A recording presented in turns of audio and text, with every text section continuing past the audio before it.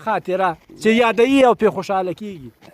ژوند به زموږ څه خاطرې بیا هم انسان د کله ناکله داسې ټوکه ټکاله وکړه سپین ږیری شومه سپین ږیری د ما باندې ښه وخت نه ده راغلی الله دې دا نور ستړی ژوند هوسا کړه زموږ هیله ده حکومت نه هم غوښتنه ده ژوند خاصې تباه اساسې تېر څه په خفیان تېر څه په خواشینۍ تېر څه خو چې دا وړوکې وړوکې لږ خوشحالي ژوند راغلی وای باور دې وشه چې زما هم تر ډېره وخته په زه هغو کې دا سوچ ما وی چې چېرې یو ملګری پیدا زه به دا سوال حتمي کوم چې ولې دوی داسې یو ژوند نه کوي تر څو هوسا شي ارامه شي او د استراحت ژوند غوره کړي نو دا اوس راته روښانه شوه چې تا وویلې نو خواشینه یم شوم بیا هم یوه داسې انسان ده خوږه خاطره خو به خامخا حتمي یاره نه ده راباندې راغلې د ما په ژوند کې نه ده راباندې راغلې او داسې د تعجب وړ خبره یا ترخه خاطره ترخې خاطرې هر وخت په موږ باندې راځي باد و باران وي ژمی وي ژمی و باد و باران حکومت هم نه پرېږدي چې کته ولاړ شو پسې ومنسي که حاجي که یو خبر ده که بیخي دغه یو څو په څو مال خرڅ کړي هم کولی شي په داسې یو ځای کې چې هلته یو دوه خونې وکړي بیا هم دغه د ارام ژوند کولی شي ارام ژوند خو باندې خو نه کېږي یو څو پسونه چې خرڅ کړي خو قرار به واړی هغه به وخوري نور باید چې ځای دې نه وي او مقامي ځای دې نه وي نو به څه وکړي څو کوره ګډ ګرځي سره یو ځای بل ځای ته ځي دلته اوس یو کور راغلی درې کوره یو موږ درې کوره یو بس هغه په زمین کې نه هغه په زمین کې سره یو څو په یو ځای خو څوک پرېږدي نه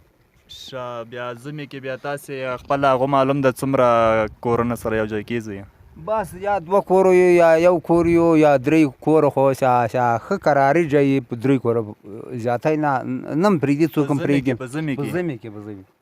هغه پاکستان کې سره یو ځای پاکستان کې خو نه پرېږدي زه کس تللی وم پاکستان کې یې ونیوم حکومت راته وایي چې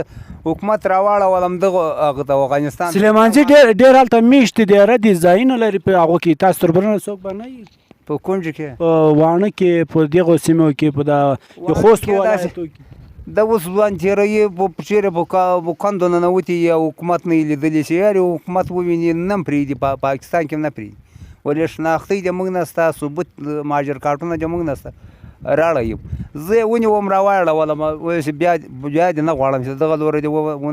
بیا وناسم په پاکستان کې واده لرې ښه جیت به تېروم واده لرم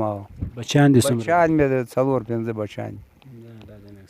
واده دې په خوښه کړی او واده مې په خوښه نه ده کړی خو د مجبوري واده ده واده څه ډول رواج دی واده دا ښه پوینټ یې ریز کړو دا ودونه دا رواج دلته څنګه تاسو خو دا داسې مطلب کوچانی ژوند ده نو بیا مراسم یې څنګه رهي د ودونو مراسم بس دوه کوره پراته یو دوه کسه ورسي دا د موږ خوشحالي ده تا چې غونډې نه کېږدۍ نه راجګه کوې کېږدۍ نه بلې کېږدۍ ته په وښه یې راجګه کړو وښه ورته ښې کړو اتې پې رابار کړو دا د موږ جاز ده کوزده یې اوسې بیا څومره ټیم بعد واده یې مدت څومره یې کې ټیم څومره ټیم اول کوزده کېږي څومره عرصه بعد واده یې ترتیب کېږي او د خوړې څه ترتیب یې همداسې دا د واده که دا لږ راته بیان کړي واده د موږ دا ده چې 15 لکه 6 لکه روپیو ته اوس خو خطې ښځې